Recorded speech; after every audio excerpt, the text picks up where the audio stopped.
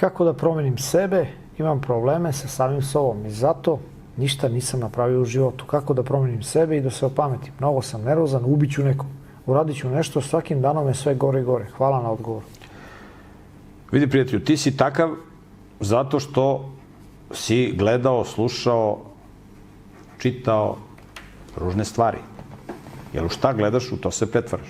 Znači, da bi se problem rešio, treba da počneš da se duhovno zdravo hraniš. Znači, da paziš šta gledaš, šta čitaš i šta slušaš.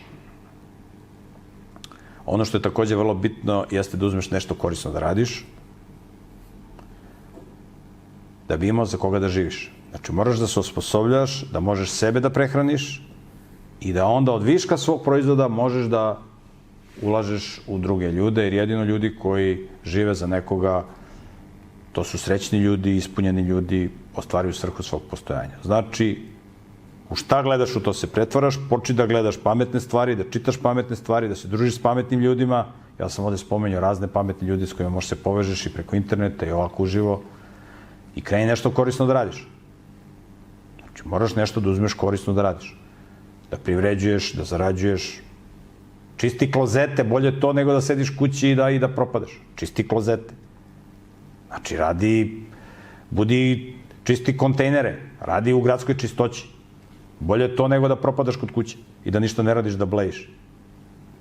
Ali ima 1000 poslova koji su bolje od ovih koji sam naveo, koje možeš da radiš. Znači, moraš da uzmeš nešto da radiš. Tvoj problem je što kršiš zapovest koja glasi 6 dana radi, a 7. nemoj da radiš.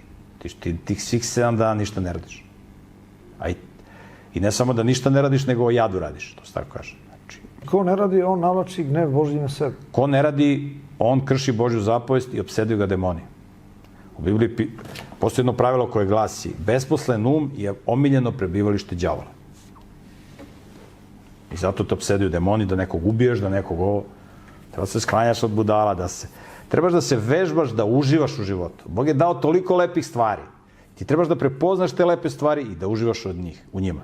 A ove padavičare, budale, satanske reklame da ignoriš. Što više u prirodi, sa pametnim ljudima. Ako nema pametnih ljudi, nabavi kera i živiš ko Vojvoda. I da gledaš doktora Stankovića i produkciju Pragmatikos, to se podrazumeva. To pod obavezno.